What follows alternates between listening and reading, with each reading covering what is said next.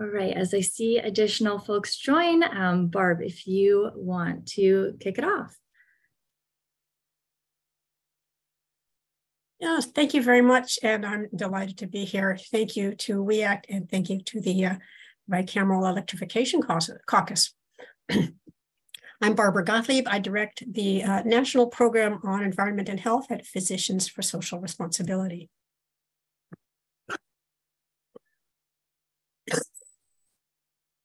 And I seem not to be connected with the slide advance. There you go. Thank you. So Physicians for Social Responsibility is a national organization, a nonprofit founded by physicians and led by physicians, and with members and chapters all across the nation. We engage physicians and other health professionals to advocate for climate solutions and a nuclear weapons-free world. And in my program of environment and health, we're focused on climate change, energy, and related issues. Next slide, please. So natural gas, or the gas that we burn in our stoves, has enjoyed a positive reputation for generations. And that's really thanks to a highly effective public relations campaign. This gas has been marketed to us as clean, as natural, and as some kind of icon of the ideal lifestyle. Although I would add that the industry has done a better job marketing it in industry, where what we call natural gas, they call CNG, clean natural gas. That's its name in India. Next slide. What really should come to mind when we think about gas is something quite different, because we've been sold a bill of goods. The gas we burn in our stoves is none of the above. When we burn it, it releases toxic emissions into our kitchen and puts our health at risk in our own homes. So-called natural gas is methane. It's a fossil fuel. It's extracted along with oil or as gas, usually by fracking. And it's one of the more potent greenhouse gases, causing heat retention over 80 times more powerful than carbon dioxide over its first 20 years in the atmosphere. Next slide, please. Hit it a few more times for me if you wouldn't mind. Because gas stoves produce dangerous emissions in your kitchen every time you use your stove, and also, and alarmingly, even when the stove is turned off.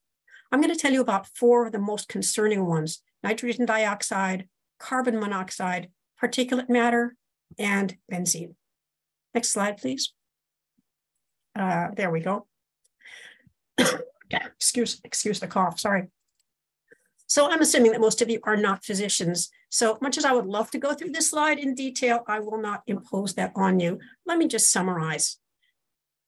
Nitrogen dioxide is a very well-known pollutant that causes serious respiratory effects. These range from worsening asthma cases to provoking new asthma cases to stunting lung development. It also causes cardio effects, and something that didn't even fit on my slide, I see here, stroke. CO is carbon monoxide. You probably know that one better as a potentially lethal pollutant from car exhaust. Unfortunately, you can also be exposed to it from your gas stove. Exposure to CO can cause an array of neurological effects before leading at high doses to death. Particulate matter is a different kind of pollutant. It refers to tiny particles, some of them microscopic. In other words, it's characterized by size, not by its chemical composition. But the smallest of these particles can actually pass through your lungs into your bloodstream and circulate throughout your entire body. That's why you can see this very wide range of harm resulting from particulate matter, affecting the respiratory, neurological, and cardiovascular systems. And then benzene is a very well-documented carcinogen. Recent research coming out of Stanford University found that a single gas cooktop burner, a burner on a gas stove used on high, or a gas stove set at 350 degrees Fahrenheit, can raise indoor levels of benzene above those levels in secondhand tobacco smoke. In other words, when we talk about the emissions from gas stoves, we're talking about pollutants that damage the major organ systems in the body and can cause cancer. Next slide, please. There we go. It's also been found that concentrations of nitrogen dioxide from gas stoves can reach really dangerous levels, exceeding the EPA thresholds for outdoor air quality. We're comparing it to outdoor air quality because unfortunately the US has not established air quality thresholds for indoor air, but there's no reason to think that the effects of nitrogen dioxide inside your house are going to be different from those outside your house. Next slide, please. Households with children have to be extra aware of gas stoves. Kids in general are more susceptible to air pollution than adults are, and that's for a number of reasons. They breathe at a faster rate. They have proportionately larger lungs than we adults do, and their respiratory system is still under development, making their lungs vulnerable to lasting harm. In other words, harm done during childhood can have lifelong effects. Similarly, their immune system is also not fully developed, and so it's less able to protect them from outside invaders, if you will. This makes children one of the multiple populations that are particularly vulnerable to gas stove emissions. Next slide. Excuse me. Health effects don't affect all children equally, just as they don't affect anybody equally. But as this slide focuses on the prevalence of childhood asthma, which is one of the outcomes of gas stove emissions. And as it shows, the prevalence of childhood asthma is almost 3 times higher among children living in public housing than it is among kids living in private housing. More than twice as high for Black children as for white children, and more than twice as high for poor children as for children who are living safely above the poverty line. Next slide.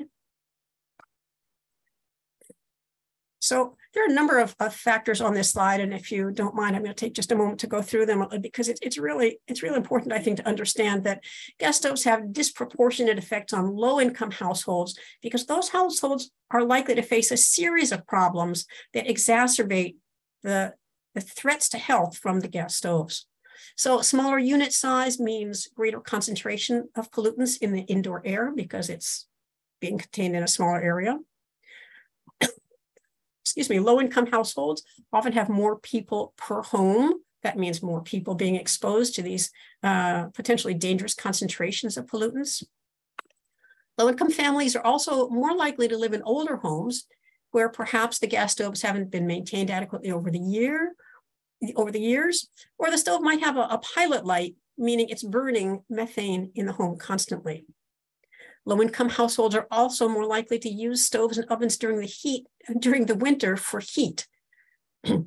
That, of course, results in extended exposure to these dangerous emissions.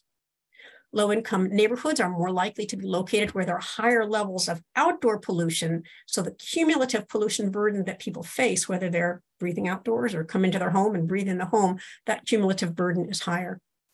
And then finally, low-income people, especially African Americans, have in general higher rates of pre-existing asthma, making them more sensitive to nitrogen dioxide pollution, as I already mentioned. And that's also the case at low levels. So in other words, gas stoves are both a health issue and a health equity issue. Next slide.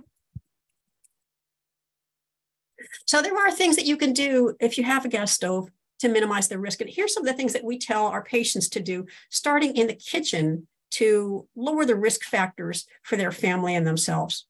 Open a window. Ventilation is really key. If you have an exhaust hood and if it works, and if it is vented to the outdoors, because they aren't always, use your exhaust hood every time you cook. Cook on the back burners because the exhaust hood catches those emissions more effectively.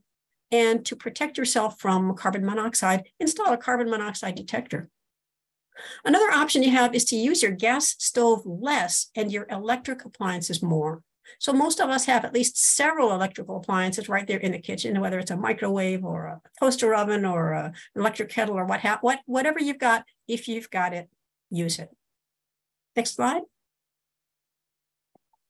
So an even better option is to replace your gas stove with an induction stove. The induction stove is electric, so you're no longer burning fossil fuels in the home. But this is not your grandmother's old-fashioned coil electric. It actually uses magnetism, and it heats up your pot, not your stove, so there's less danger of burns. The induction stove is highly energy efficient, and it gives pinpoint temperature control. Now, let's be frank, induction stoves can be pricey, and not all of us can afford to rip out our gas stove and buy a new induction stove.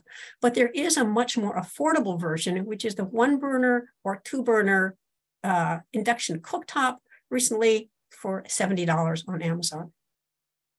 Next slide.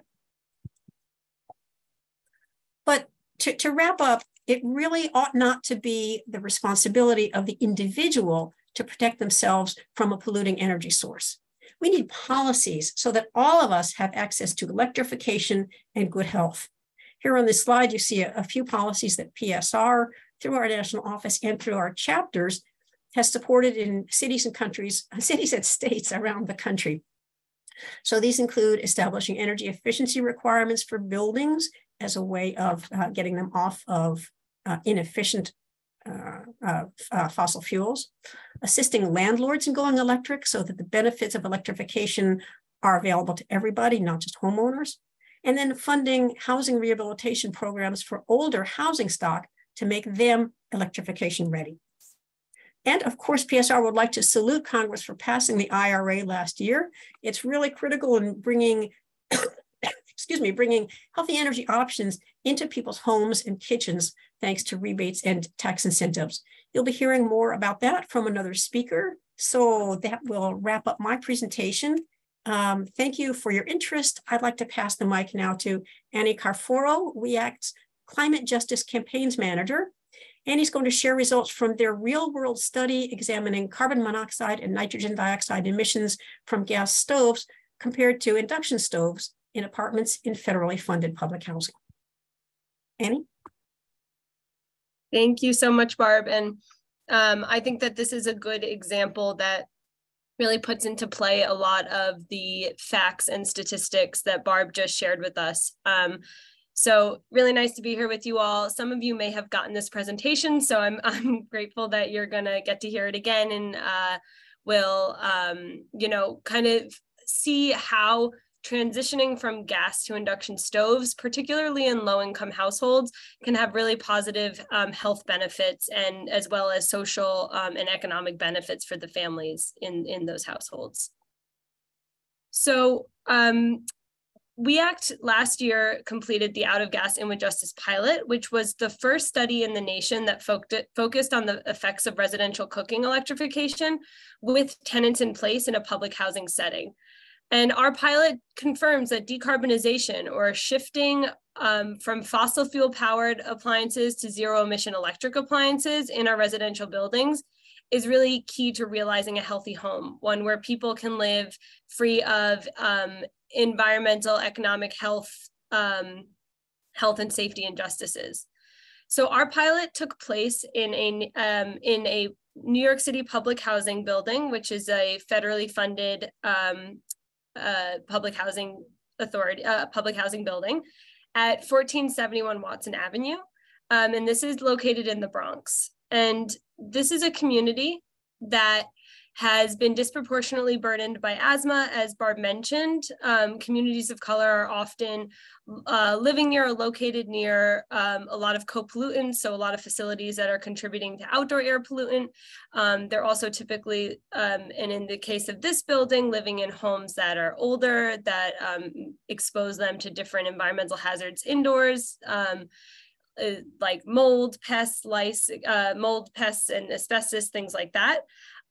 This is a neighborhood where it's called Asthma Triangle. On 3 sides, it's surrounded by highways, and there are really high rates of asthma in this particular spot.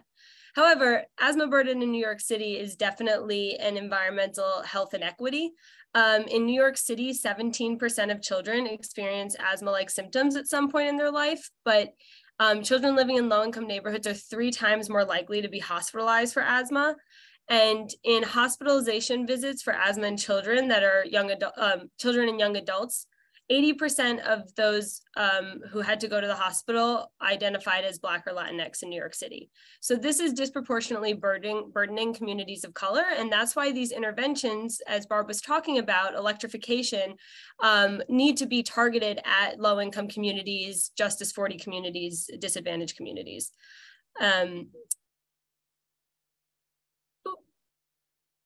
Okay, so I'm gonna, oh, what happened here? Sorry, all these slides. I think I just lost control of the slides.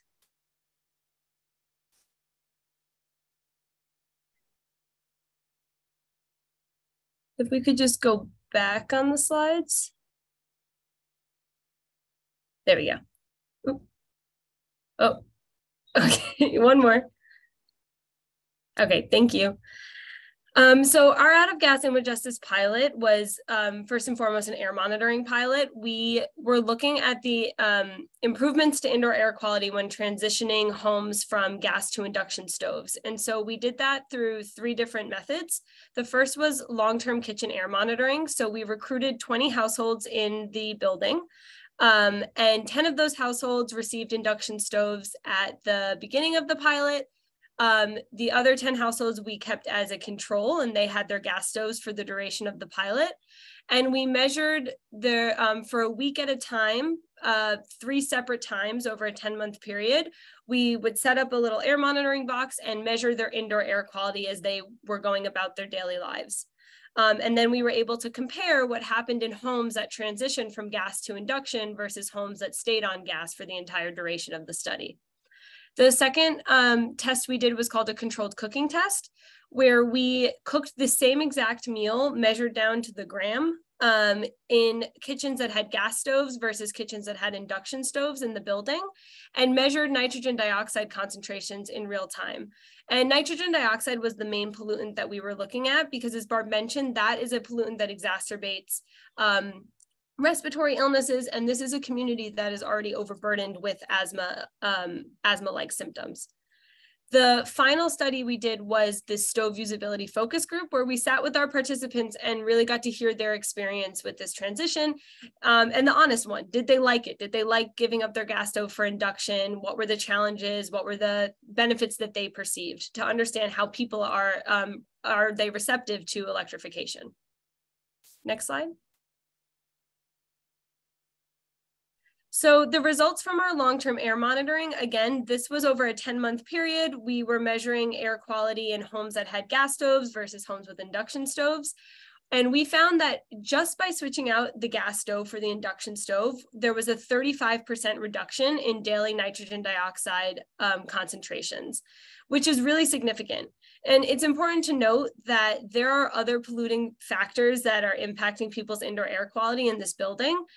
Some examples are that their neighbors might have kept their gas stove and there's some transfer of air. There was a temporary mobile boiler in the backyard of this basement because the boiler had been impacted by a flood earlier in the year. And that boiler was burning oil and was, releasing those toxins up into the courtyard of the building. And so that's impacting people's air quality. Also just the fact that this is, as I mentioned, located in that asthma triangle. And so there's just externally, there's higher levels of nitrogen dioxide in the air. But just by taking out that gas stove, we saw a third of nitrogen dioxide concentrations removed from people's homes, which is really significant.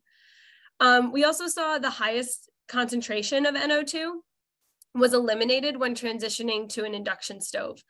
What we were finding in households with gas stoves, and Barb mentioned this, but we were measuring it, so we have the data to back that up, that the NO2 concentrations in people's homes when they had the gas stove was higher than what's considered safe for outdoor air exposure set by the EPA's air quality index. And again, we're using outdoor because we don't have indoor air quality standards, which is a real, that is, pretty damaging for us to take real action on improving indoor air quality.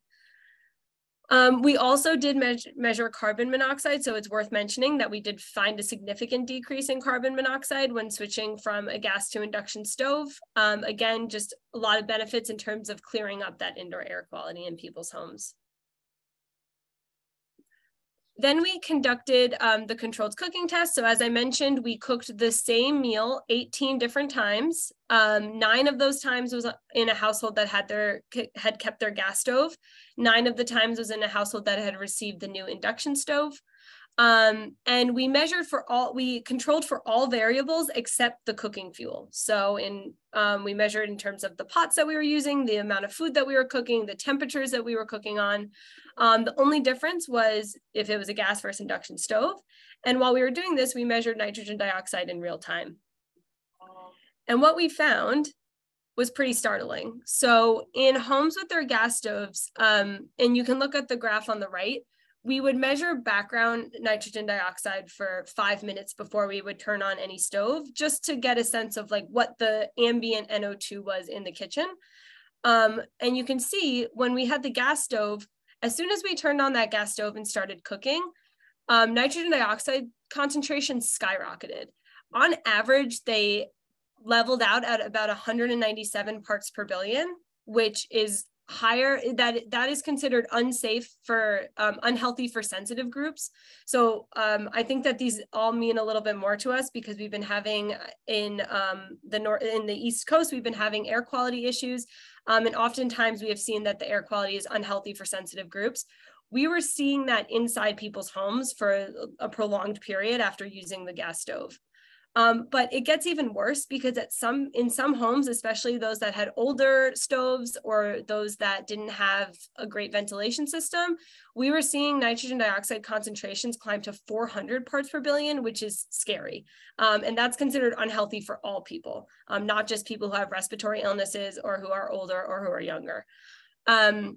Meanwhile, in homes with induction stoves, we saw virtually no change between what background ambient NO2 was and what NO2 was when the stove was on and cooking, which is really fantastic for people's health, especially if you are part of a sensitive group, which in our study, this is representative of public housing residents, 85% of our participants were considered part of a sensitive group. And so this is, really key to protecting their health if they're cooking, 3 to 4 times a day, which many of them do. We found that on average, households with gas stoves had nitrogen dioxide concentrations that were 190% higher than households with induction stoves during cooking. And this is just, I think, a clear snapshot of what was happening to nitrogen dioxide concentrations inside people's homes when they started cooking. So this is one gas stove house in the data that we collected versus one induction stove house. And you can see no change with the induction household. Meanwhile, the gas household, there was a spike in nitrogen dioxide concentrations that then remained pretty high for the duration of the cooking test. And for 43 of the 45 minutes that we were cooking, the nitrogen dioxide concentrations were above what's considered unhealthy for sensitive groups.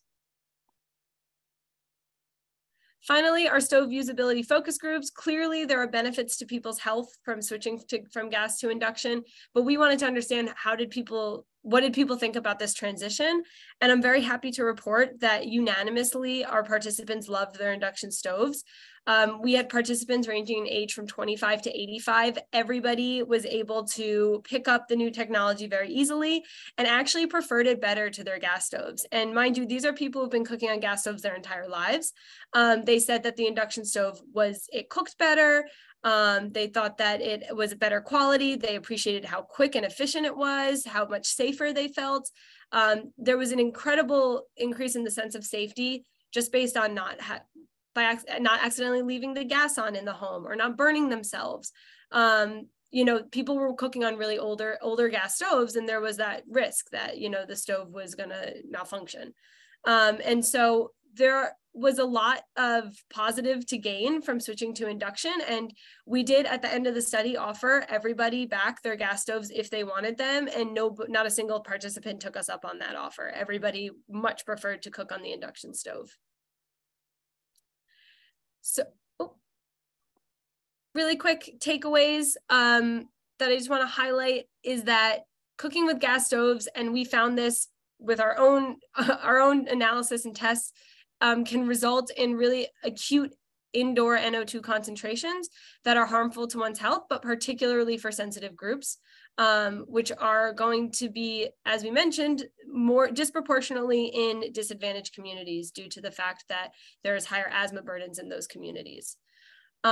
We also found that induction stoves are a welcome and viable electrification solution for low-income households. People loved these stoves, and I can't emphasize that enough. And this is coming from someone who has cooked on a gas stove her whole life, thought I preferred gas stoves. I had the opportunity to cook on these stoves, and I can tell you definitely they're far superior to cooking on a gas stove. I do want to acknowledge, and as we said, that there was NO2 from other polluting sources in the building. And so these one-to-one appliance exchanges, just gas to induction, they're going to make a difference in people's indoor air quality. But what we really need are programs that are going to help transition entire buildings off of fossil fuels. So get rid of that mobile boiler, get rid of the neighboring gas stoves, get rid of the diesel trucks that are outside. We really need to be thinking more holistically about that. And I think that's where the Inflation Reduction Act is really going to come in. So, prioritizing whole building retrofits is going to really maximize benefits to residents' health. And last but not least, when we're talking about low-income communities, especially those that live in older housings with structural deficiencies, there's going to need to be a lot of investments to get to the electrification starting line. Just to be able to install that induction stove, there's going to need to be some electrical work, some mold remediation, some lead remediation, et cetera. And so we need to make sure those investments are there, but we also need to make sure that we are protecting tenants from displacement in that process. So thank you so much. We'll have questions at the end. And so, Barb and I really outlined that there are clear health benefits to transitioning from gas to electric appliances, but the question on top of everyone's mind, is it financially feasible? We know that there are costs associated with doing this work in buildings. So that's why I'm really excited to introduce our next panelist, who's Noah Goldmann, the Policy Associate at Rewiring America, who's going to discuss with us both the economic benefits of transitioning to electric appliances, as well as new incentives that are available to help lower these costs. Thank you.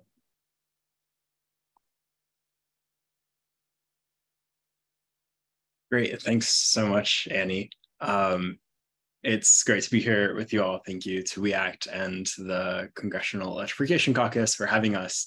I am going to breeze through a few slides. There's a lot to cover here and not that much time, so please feel free to ask questions in the Q&A or email me afterward to continue talking about this. But I'll start with some high-level takeaways. So electric appliances reliably reduce energy bills, as I'll show you in the next few slides, by hundreds or even thousands of dollars a year. However, a range of barriers, including upfront costs, may prevent vulnerable communities, low-income communities, disadvantaged communities from accessing those electric appliances. The good news, though, is that IRA incentives and additional policy interventions can reduce those barriers, reduce the upfront costs, and unlock the opportunity inherent in electrification. So we'll get into some of the cost-saving potential here. This is a graph of annual savings if you replace propane or fuel oil heating systems with a heat pump. So why heat pumps? I know that we've mostly been talking about cooking and stoves. Stoves use relatively little energy, though. So although there will be savings with an induction stove as compared to a gas stove, the magnitude of those savings is pretty small as compared to space heating, which uses a ton of energy. So the magnitude of savings can really be quite big. So you'll see that the savings here can reach hundreds, thousands of dollars. I'll point you to Maryland, where the average savings of replacing a delivered fuel heating system with a heat pump is over $1,700. Why do these savings happen? It's because heat pumps and other electric appliances are so much more efficient than their gas counterparts. So heat pumps are 3 to 5 times more efficient than other traditional heating systems. Same with heat pump water heaters. Induction stoves can be 3 times or more efficient than gas stoves. And because they're more efficient, they use less energy and deliver bill savings. The story looks quite similar with replacing electric resistance heating with a heat pump. Again, there are savings that reach into the hundreds or $1,600, $1,500, $1,000, $1,600 per year. When you replace electric resistance heating with a heat pump, you can sort of start to see the makings of a policy intervention here, where in the Northeast, maybe the greatest savings are when you replace electric resistance, as opposed to on the previous slide, you can see in the greatest savings targeting delivered fuels occur in the Mid-Atlantic and across the lower Midwest and South. We do get questions, though, a lot of concern about what happens when you replace natural gas heating systems with a heat pump with electric alternatives, especially in those cold states and the states where electricity is relatively expensive compared to natural gas. You do sometimes see in those cases utility bills rise when you replace natural gas heating systems with a heat pump. Don't be fooled, though, by the light green. It's still in a majority of states, households would save hundreds of dollars a year when they replace a natural gas furnace with a heat pump. And then in the colder states, in the Northeast, in the upper Midwest, there are a range of policy interventions that can be taken to ensure bill savings. So those include adding rooftop solar, which can decrease electricity costs and further advantage electric appliances, or pursuing whole home electrification and weatherization. So once you not only install a heat pump, but also install a heat pump water heater, an induction stove, insulation, and other weatherization measures, you get a much rosier story in terms of bill savings. So again, this is what happens when you just install a heat pump, but when you pursue whole home electrification, weatherization, those holistic building retrofits, then it brings the entire country back into the green. So these appliances, the electric appliances, the savings that they bring, hundreds or thousands of dollars a year, can be transformational for any family and any household across America, but especially for the over half of American households who can't afford to cover a $400 emergency expense.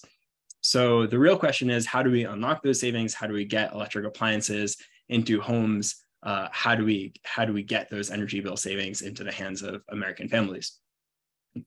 The good news in response to that question is that all electric new constructions are already comparable or cheaper than natural gas mixed fuel construction. So this graph from RMI shows the relative construction costs of a mixed fuel home versus an all electric home. It makes sense that all electric homes are comparable or cheaper to construct, because when you're building a mixed fuel home, you need two whole sets of energy infrastructure. You need your electricity and your gas infrastructure.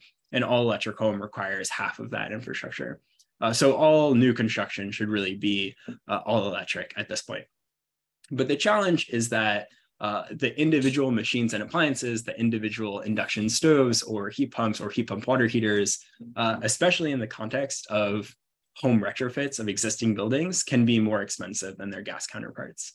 So a heat pump could be $5,000 more expensive than a traditional gas furnace. And even though that incremental cost will pay for itself over 5 or 10 years, most American families do not have the upfront cash on hand to afford those higher costs. That's just the start of the barriers that are facing especially low-income Americans and disadvantaged communities, because there are also, as mentioned earlier in this webinar, other barriers, including health and safety deficiencies in older building stocks. So in older housing, you see plumbing and electrical problems, you see asbestos and mold and leaky roofs, and those things can prevent electrification entirely, because you can't retrofit a home with asbestos, you can't put a heat pump in a home with a hole in the roof. And those problems, the plumbing, the electrical, are really expensive to remediate. And in fact, they can oftentimes double the total project cost of an electrification retrofit. And just to put some numbers to the problem here, these health and safety issues also affect applicants that are applying to the Weatherization Assistance Program. Regularly, we see upwards of 30% of Weatherization Assistance Program applicants being deferred because of these problems that need to be remediated even before they could pursue weatherization and electrification. And then some other barriers to deploying electric technologies include low education, low awareness, split incentives between landlords, property owners, and renters, and high financing costs, especially as interest rates are rising. And the stakes here, as we've talked about, are not just indoor air pollution and the health effects that air pollution causes, but it's also the continued possibility of high and ever higher gas prices. So the stakes are just getting higher. This is a bit of a weedsy graph that I've put here, but it shows that as ratepayers leave the gas system, as households begin to electrify, as electrification reduces gas consumption, reduces the number of gas ratepayers, the costs of maintaining our huge gas networks in the US will be concentrated on a shrinking pool of ratepayers, which will further incentivize ratepayer exit, which will leave fewer and fewer customers to shoulder the burden of the gas system maintenance. Gas utilities' own data indicates that a 2% annual decline in ratepayers, so 2%, not a huge decline, but a considerable decline, would drive delivery costs for the remaining ratepayers unsupportably high. It could quadruple the present gas costs by 2040 and multiply them 7 times by 2050.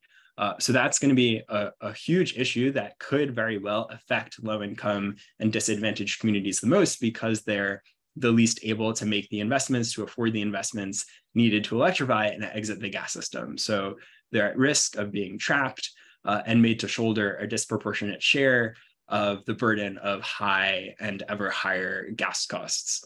Even without gas system defections, prices are likely to rise as the US continues to build liquefied natural gas export terminals and continues to increase our exposure to worldwide gas markets, and as aging gas distribution pipes need to be replaced in cities across the country where the original pipes were built in the 1950s and 1960s and now need to be replaced sort of all at once. So in any case, gas prices will rise, and we need to make sure that the burden of those prices does not fall on the people who can least afford it. Luckily, there are policy interventions that can be pursued to avoid this outcome, starting with the Inflation Reduction Act. So I don't feel the need to run through all of these incentives in huge detail, because I know that you're the folks who wrote them in the first place. But I'll just point out that in terms of the tax credits that are available now, they include things like a $2,000 tax credit for heat pumps, $4,000 tax credit for a used EV, 30% tax credit for rooftop solar. Especially for low income and disadvantaged communities, the electrification rebates offer up to $14,000 reserved in their entirety for low income and moderate income households in upfront discounts to electrify. So that's $8,000 for a heat pump, thousands of dollars for electrical panels and weatherization, and $800 for an electric or induction stove. And then also the efficiency rebates, which, although they do not have any income guardrails on them in the IRA, we're looking to DOE and to state energy offices to build in those guardrails and prioritize low income and disadvantaged communities. So these programs are a historic investment in electrification, in directing incentives toward low-income disadvantaged communities, but they're just a start. So the two rebate programs together, the electrification and efficiency rebates, might cover 1 million low-income households out of 50 million across America. So that's maybe 2% of households that can be covered by those two programs. So there's still a lot of work to do. Luckily, the IRA also includes some incentives moving beyond the household level to property owners and communities. So these include the Green and Resilient Retrofit Program, which are grants and loans for owners of HUD-assisted multifamily housing to reduce emissions, increase resilience. The Greenhouse Gas Reduction Fund, again, grants and loans to stimulate additional private sector capital and deploy projects that reduce greenhouse gas emissions and air pollution. The 179D tax deduction is for building owners and owners of large multifamily properties to pursue energy efficiency retrofits.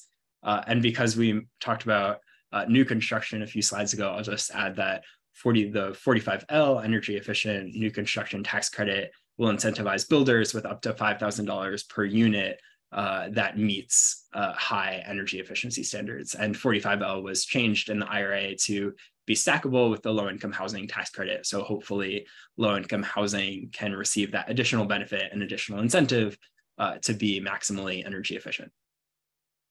Now, that's a lot of incentives. It's a great start, but there are additional things that we can and should be doing.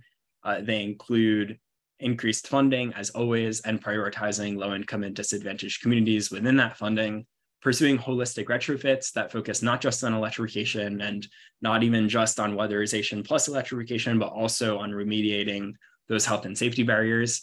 So remediating the lead and the mold and fixing the electrical problems at the same time as we're pursuing the weatherization and electrification measures.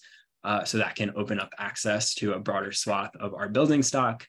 Developing one-stop shops that aggregate incentives because it can be maddeningly complex to try to piece together incentives across the federal, state, local, and utility landscapes to try to make the economics work. So if we can bring those incentives together, we can make the numbers pencil much better. And then we can work on aggregating demand. So as we try to get not just consumers, but contractors and manufacturers and financiers on board, the more demand there is, the more folks will listen and embrace the direction the country is going, embrace electrification. So, you know, if there's just one house on the block that wants an electric heat pump, that's one thing. But if the entire block is clamoring for heat pumps and other electric technologies, that's a very different thing. And then the last policy intervention that I'd suggest really quickly is managing the gas transition proactively. This is a topic that I think we've shied away from thus far, but as the graph a few slides ago made clear, we really can't afford to just take a hands-off approach here. We need to be proactively decommissioning gas infrastructure, electrifying by block, community by community, neighborhood by neighborhood, to avoid some of the most expensive gas price increases, and especially to make sure that the low-income and disadvantaged communities can exit the gas system first. So that's definitely not a comprehensive list, but it's a start and some things to chew on. And with that, I'll pass it back, and I think we have time for questions. Perfect. Yeah, thank you to all of our panelists. And we're going to open it up for Q&A. I just wanted to remind all the Hill staffers, you know, that as gas appliances continue to arise in discussions, we hope, you know, that you can support your boss with these resources and research to productively engage in such conversations. And we are here as a resource as well, and happy to share these slides following this webinar. All right, well, with that, I will kick it off to